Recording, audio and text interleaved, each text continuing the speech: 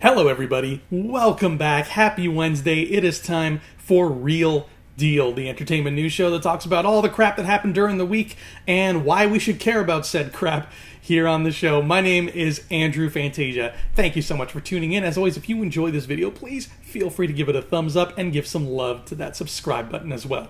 It helps keep the lights on, baby. So what happened in the world of entertainment news this week? Well, we got a couple new casting notices for Spider-Man Far From Home. Now, one of these notices is an actor by the name of J.B. Smoove, which I gotta admit is one of the coolest friggin' names I have ever heard. And this is coming from a guy named Andrew Fantasia, okay? But J.B. Smoove has been cast in an unspecified role. We have no idea who he's playing. We also got another unspecified bit of casting in the form of this actor, Numa Akar. I hope I'm saying that right. According to some rumor that's flown around, Numa Akar has been cast as a character simply named Dimitri. Let's look at what we know so far. We know that this movie is going to see Spider-Man traveling around away from New York, hence the title, and that there is a very, very, very, very likely possibility Mr. Jake Gyllenhaal will show up as Quentin Beck, aka Mysterio, and he'll have a fishbowl because we really want that to happen. But now this Dimitri news is exciting because that's a very Russian name.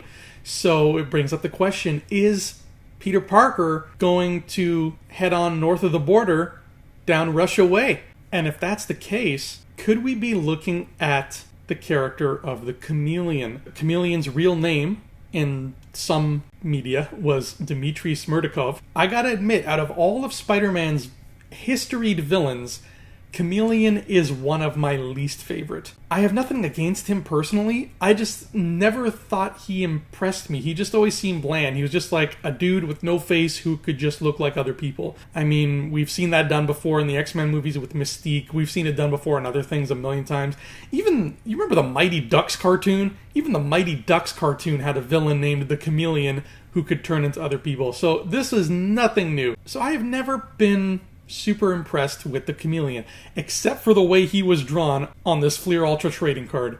Holy cow, that is badass. There is a good way to do the Chameleon. There is a way to make him really something special. Now, I can't put my finger on what that way is, but it's out there. It's on the tip of my tongue. You know, I can sense it. There's a way we can do Chameleon right. So what do you think? Do you think this guy's playing Chameleon? Do you think that this is just a red herring? If we go to Russia, does that mean we might even meet Kraven the Hunter, who has been the favorite choice for movie villain for like Eva? And if this is, in fact, the Chameleon, personally, I want to see Chameleon take the shape of people Peter loves to mess with him. And the ability to morph like that is a perfect tool if you want to conduct corporate espionage.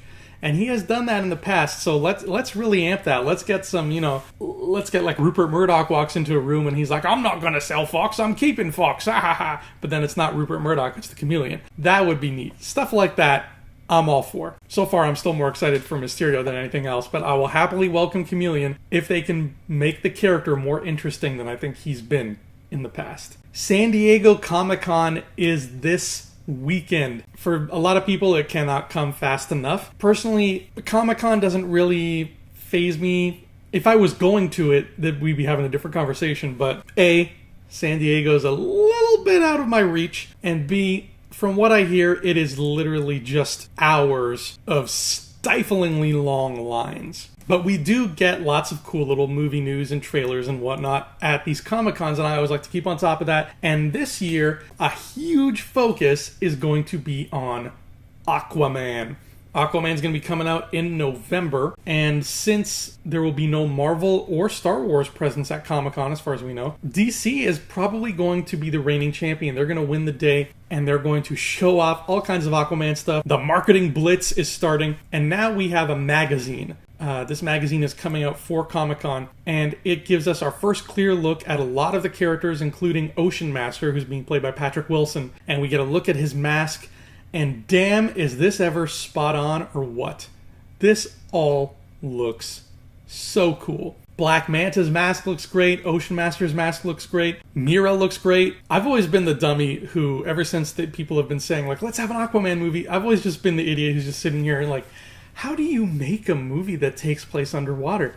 And I'm sure there's some kind of computer trick that you can do to make it look like people are underwater. I'm assuming with fans, slow-moving fans, and a lot of green screen, but what do I know? All I know is this magazine looks gorgeous. The movie looks like it's going to be sexy and colorful and fun. It's been a minute since we had a DC movie. It'll have been a year by the time Aquaman comes out. We forget, DC's not, they're not cranking them out the way Marvel is. DC's making us wait. They're biding their time. This great push on Aquaman is a nice reminder that this movie is coming out very soon. I think it looks fantastic. These characters look exactly like how I remember them. And this picture itself is just absolutely beautiful. Like, this looks like a Drew Struzan poster. Whoever drew this, can you do me a favor? Can you just draw me into movie scenes and make me look, like decent? Just draw me the way you've drawn these characters and just stick me in like DC scenarios and Star Wars scenarios. Just pop my face in there and make it look like I'm part of the action. That'd be dope. Another big film hitting theaters this November is Fantastic Beasts 2: The Crimes of Grindelwald. And it's probably going to be a long movie because from what I heard, that fella has committed a lot of felonies in his day. Now, we got some news about the movie recently that's raising a few eyebrows, but I think for the most part it just has some fans kind of disappointed. Back in, I think it was 2008, we first learned from J.K. Rowling, who said it loud and clear. She's like, Dumbledore is gay. And not only is Dumbledore gay, but he at one point was in a relationship with Grindelwald, who ended up becoming his sworn enemy, this dark wizard. And there was all this history there. A lot of people have been anxious to see that history explored in this franchise, particularly now that Grindelwald and Dumbledore are going to be main characters in this film. However, a report has recently come out, and I think it was Jude Law who confirmed it, who said that Dumbledore and Grindelwald do not share any scenes together in Fantastic Beasts 2. Now, I understand if a lot of people were, they had their hearts set on seeing Dumbledore and Grindelwald and seeing how that relationship worked, and obviously this takes place after they would have been an item because Grindelwald's a criminal now, so there would be some history there and it'd be really cool to see them interact. I'm always confused as to how many Fantastic Beasts movies there are supposed to be in this series. I remember hearing once something about 5. I think 5 is the magic number, no pun intended in this case, but I don't know. I don't think it's a trilogy. I think it's more than a trilogy. So they're taking their time with it. And if you remember from the amazing Harry Potter books, when we would read those books, J.K. Rowling really took her time setting up everything, and she teased a lot and planted a lot of clues and a lot of Easter eggs to get us excited for things, but those things would, be staggered apart. There were 7 books. She knew that, and she took advantage of the fact there's 7, and we're going to stagger it out and make everything feel even, so no book feels like it has nothing in it, which was brilliant, by the way. So if there are, in fact, 3 more Fantastic Beasts movies on the horizon here, then yeah, it stands to reason. That makes perfect sense. We have 3 more. Let's stagger it out. Now we have Dumbledore introduced. We have Grindelwald as more of a main character. Then when we move on more and more, we can start seeing them together and playing with that relationship, because I guarantee that relationship is going to play a big part in the story. It is going to be the emotional arc for Dumbledore. I will bet $100 on that right now. So I think we just have to bide our time and let that sort of unravel itself as the story progresses. This next story makes me sad because I love when movie studios take big chances and give us big, fresh, new things that we can enjoy. I always make it a point to go see as many original films as I possibly can because I want to support them. Even if some of them are not great, at least I took the risk and I supported them because that's what's important, and that shows Hollywood that we care about new IPs. Another country that makes a lot of good movies is China. And China recently put out a new movie by the name of ASURA. And ASURA happens to be the most expensive film ever made in China, period. And it is a big budget fantasy sci-fi in the vein of Lord of the Rings, like a 2.5 hour just blockbuster fantasy with swords and magic and mythical creatures, and there's all this old school Chinese and Tibetan mythology thrown in there. It looks so beautiful. I wish and pray every day that Hollywood would do the same kind of thing and create this big budget giant fantasy out of nowhere that's not based off anything and just give us a gorgeous trilogy on that. And ASURA is slated to be a trilogy. It's great. This is fantastic. The Chinese filmmaking industry is doing what I have been wanting Hollywood to do for years. So why does this story make me sad? Because ASURA ended up being one of the biggest flops in cinematic history. According to a report from Asia One, ASURA had a budget of over $113 million. Now that sounds kind of low compared to the monsters we've been cranking out lately, but no, that is the most expensive Chinese film ever made. And it only pulled in, on its opening weekend, $7.3 million. Now that's doubly harsh when you consider that the Chinese market, the movie-going market in China, is one of the biggest, if not the biggest movie-going market on the planet. Hollywood is desperate to sink its teeth into the Chinese market because of how many dollars it produces. That's why so many American-made films are set in and around China these days, because they want to dominate that market. So when a Chinese epic comes out, and it is this big, grand-scale phenomenon event of a movie, and it barely cracks 7 million. It's a sad day for movies, man. And to top it off, when I look at these screenshots from ASURA, it looks so cool. It looks like a mix between an old-school Jim Henson kind of fantasy, like Dark Crystal or something, with the Lord of the Rings and some like Game of Thrones thrown in there. It's just, the production of it looks so beautiful. Now, I don't know if it was a horrible movie or not. I haven't read any reviews about it.